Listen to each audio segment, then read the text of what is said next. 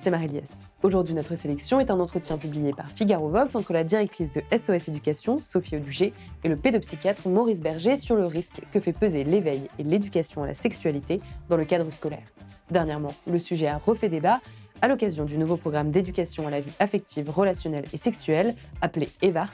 Le programme déjà évoqué par le passé, notamment sous la courte période où Pap Ndiaye était ministre de l'Éducation, était initialement prévu pour la rentrée 2025. Il devrait être enseigné de la maternelle à la terminale à raison de 3 séances par an. Mais quelques jours après la motion de censure déposée par le Parlement entraînant la démission de son Premier ministre et de son gouvernement, ce programme a suscité des débats tendus au sein même du gouvernement Barnier et dans la société. On fait le point en 2 minutes.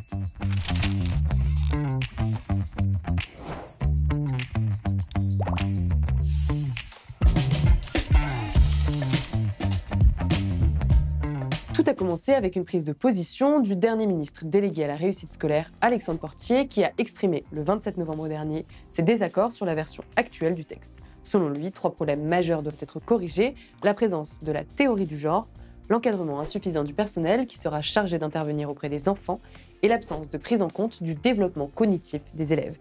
De son côté, l'ancienne ministre de l'Éducation nationale, Anne Genté, a fermement réagi. Pour elle, la théorie du genre n'existe pas et le texte reflète la ligne du ministère. Pourtant, le terme identité de genre apparaît 17 fois dans la version actuelle. Face à la polémique, l'entourage d'Anne Genté a annoncé une révision du texte avec la suppression de ces références. Mais le débat va bien au-delà des querelles sur les mots. Il divise profondément les conservateurs et les progressistes. Pour ces conservateurs, il revient aux parents d'assurer l'éducation sexuelle de leurs enfants dans un climat familial d'intimité, de confiance, d'un amour respectueux et de la maturité de l'enfant. Cette éducation fondamentale pouvant être complétée avec l'accord parental par des informations dispensées dans un cadre scolaire. Pour les progressistes, au contraire, ce programme est essentiel pour lutter contre les stéréotypes et protéger les jeunes des dérives comme la pornographie.